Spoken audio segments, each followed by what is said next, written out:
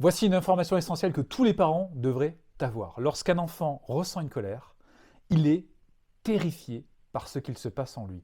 C'est ce que nous explique le docteur Becky Kennedy dans son livre Parents attentifs. C'est une information cruciale parce que cela nous permet de gommer cette croyance que les enfants font du cinéma, simulent, font des colères pour manipuler l'adulte. Ce n'est pas possible. Ils sont dans une telle immaturité cérébrale qu'ils ne sont pas capables de pouvoir s'apaiser par rapport aux changements qui s'opèrent dans leur corps quand une émotion naît. Les battements du cœur qui vont s'accélérer, la chaleur, leur pensée qui va s'embrouiller, leurs muscles qui vont se tendre, tout cela les terrifie. Donc nous, en tant qu'adultes, notre rôle, c'est de pouvoir garder notre calme.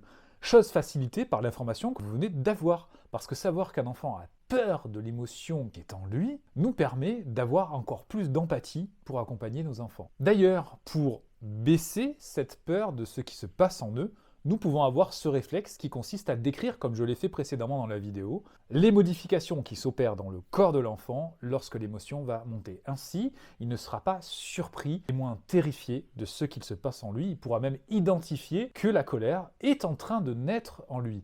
Et c'est dans ces moments où la colère est en train de naître en lui qu'il peut encore verbaliser « Ah, je ressens de la colère », demander de l'aide « Papa, maman, j'ai besoin d'un câlin », ou encore opter pour des solutions de régulation qui vont être presser une balle anti-stress ou dessiner sur une feuille la colère.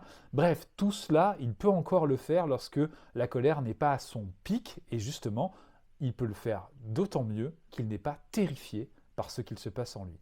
J'espère que ces informations vous ont plu. Je vous dis à bientôt pour une nouvelle vidéo.